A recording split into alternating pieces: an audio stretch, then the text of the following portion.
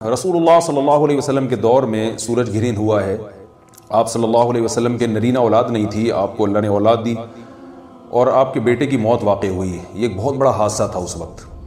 کیونکہ عرب میں نرینہ اولاد کی بڑی ویلیو تھی۔ آپ صلی اللہ علیہ وسلم کو اللہ نے بیٹیاں دیں، بیٹا نہیں دیا، اور بیٹا دے کے اٹھا لیا۔ ایک بہت بڑا واقعہ تھا، اور اللہ کی قدرت کے اسی دن سورج بھی گرہن ہو گیا۔ تو عرب یہ کہا کرتے تھے، زمانہ جاہلیت میں یہ بات مشہور تھی کہ کوئی بہت بڑا دنیا میں واقعہ ہوتا ہے تو سورج یا چاند گرہن ہو جاتے ہیں۔ اسی دن سورج بھی گرہن ہوا تو یہ بات پھیل گئی کہ محمد صلی اللہ علیہ وسلم سید الانبیاء رسول اللہ صلی اللہ علیہ وسلم کے بیٹے کی چونکہ موت واقع ہوئی ہے، اس لیے سورج گرہن ہوا ہے۔ آپ صلی اللہ علیہ وسلم نے اس بات کی تردید فرمائی، اور آپ نے فرمایا ان الشمس والقمر آیتان من آیات اللہ لا ينکسفان بموت احدہم، کہ سورج اور چاند اللہ کی نشانیوں میں سے ایک نشانی ہے۔ لا ينکسفان بموت احدہم حیاتہ، نہ تو یہ کسی کی موت کی وجہ سے گرہن ہوتے ہیں، نہ کسی کی زندگی کی وجہ سے، بل یخوف اللہ بہما عبادہ، اللہ ان کے ذریعے اپنے بندوں کو ڈراتے ہیں۔ یہ بخاری مسلم کی حدیث ہے، اپنے بندوں کو خوف زدہ کرتے ہیں۔ تو یہ اللہ کی نشانیاں ہیں، اور آپ صلی اللہ علیہ وسلم نے اس موقع پر نماز کا حکم دیا، اللہ کے سامنے عاجزی اور انکساری کا حکم دیا۔ دیکھیے یہاں ایک بہت اہم پوائنٹ کی بات ہے ان لوگوں کے لیے جو اسلام کے خلاف ہیں،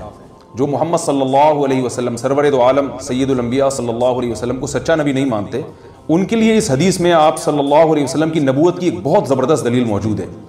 ایک واقعہ ہوا ہے آپ صلی اللہ علیہ وسلم کے بیٹے کی موت کا، اور عرب یہ ویسے ہی کہا کرتے تھے کوئی بہت بڑا دن ہوگا تو سورج گرہن ہوگا۔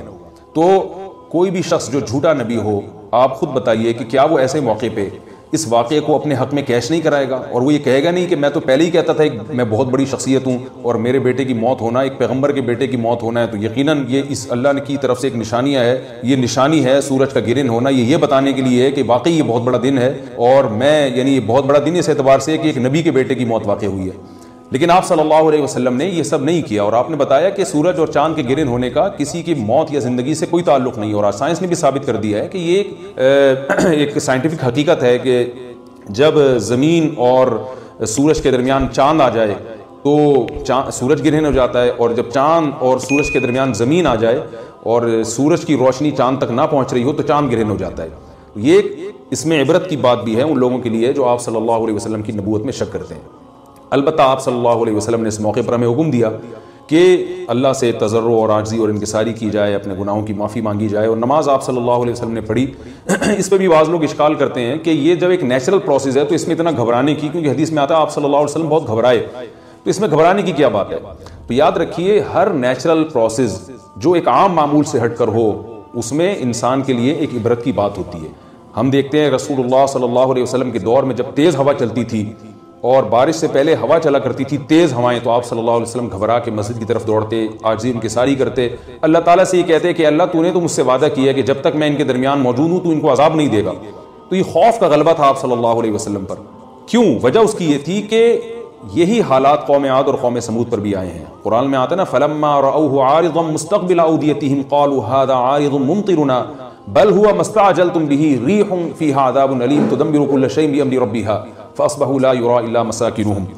کہ وہ بادلوں کو دیکھ کے کہنے لگے یہ تو ایک معمول کے مطابق بادل ہیں جو برسیں گے اور بارش ہوگی۔ تو پیغمبر نے کیا کہا کہ یہ بارش نہیں ہے بلکہ یہ وہ عذاب ہے جس کی تم جلدی کیا کرتے تھے، اور اس میں ایک ایسی ہوا ہے جو اللہ کے حکم سے ہر چیز کو ہلاک کر دے گی۔ اور پھر ان پر ایک ہفتہ عذاب آیا، اور قرآن کہتا ہے کہ وہ ایسے پڑھ کے ہلاک ہو گئے کہ فَتَرَ الْقَوْمَ فِيهَا صَرْعَىٰ كَأَنَّهُمْ أَعْجَازُ نَخْلٍ خَاوِيَةٍ، اے مخاطب اگر تو ان کو دیکھتا تو ایسے لگتا کھجور کے تنے ہیں جو اندھے پڑے ہوئے ہیں۔ تو ایسے ہوا نے ان کو تہس نہس کر دیا۔ تو یہ عام معمول سے ہٹ کے جب بھی اس کائنات میں کوئی تغیر آتا ہے تو اللہ کی نشانیوں میں سے ایک سائنٹیفک حقیقت بھی ہے، اس کی ایک لاجک بھی ہے، لیکن اس کے ساتھ ساتھ اللہ کی نشانیوں میں سے ایک نشانی بھی ہے، اور ایسی نشانی ہے جس سے ہمیں ڈرنا چاہیے کہ اللہ تعالیٰ کو اختیار ہے وہ جب چاہے سورج کی روشنی چھین لے، چاہے کسی بھی طرح سے چھینے۔ اور یہ بھی ایک سائنٹیفک حقیقت ہے جو آپ صلی اللہ علیہ وسلم کی نبوت پر جس نے ایک مہر لگا دی ہے کہ سورج اور چاند کا گرہن ہونا، اگرچہ اس کی ایک لاجک ہے کہ چاند سورج کے سامنے آ جائے تو سورج گرہن ہو جاتا ہے، لیکن اس بارے میں جو ہماری تحقیق ہے، جو سائنسدان کہتے ہیں کہ یہ وقت یعنی خطرے کا وقت ہوتا ہے، سورج سے ایسی خطرناک ریز نکلتی ہیں جو نقصان کا سبب بن سکتی ہیں، تبھی بعض حضرات سورج کی طرف دیکھنے سے بھی منع کرتے ہیں، اور یعنی نظام میں تھوڑی ایک عام نارمل روٹین سے ہٹ کے اس کائنات کا نظام چلتا ہے، تو اس لیے یہ اس کائنات کے لیے، زمین کے لیے ڈینجرس ہو سکتا ہے۔ اور جو گریوٹی اور جو کشش کا نظام ہے اس میں بھی خلل واقع ہوتا ہے. تو ایسا نہیں ہے کہ یہ بالکل ایک نارمل کنڈیشن ہوتی ہے اور اس کا کوئی نقصان ہی نہیں ہے, یہ بالکل غلط ہے. اس میں نقصان کا بہرحال خطرہ ہے اور اس بات کا امکان موجود ہوتا ہے کہ قدرت انسانوں سے انتقام لے یا انسانوں کو نقصان پہنچائے. اور ویسے بھی جن کے دلوں میں اللہ کا خوف ہوتا ہے وہ تو ویسے ہی اللہ کے وہم من خشیتہ, قرآن مجید میں اللہ تعالیٰ کے ارشاد ہے کہ مشرکین بار بار یہ سوال پوچھتے تھے قیامت کب آئے گی کب آئے گی. اللہ فرماتے ہیں لیکن جو مومنین ہیں ان کو اس سے غرض نہیں ہے کہ کب آئے گی. والذین آمنوا مشفقون منہا, وہ تو قیامت سے گھبراتے ہیں کہ پتہ نہیں ابھی نہ آ جائے. تو جس کے دل میں اللہ کا خوف ہوتا ہے اس کے زندگی گزارنے کا طریقہ کچھ اور ہوتا ہے, وہ بات بات پہ اللہ سے ڈرتا ہے, اس کو اللہ سے ڈرنے کا بہانہ چاہیے, اس کو توبہ کا بہانہ چاہیے.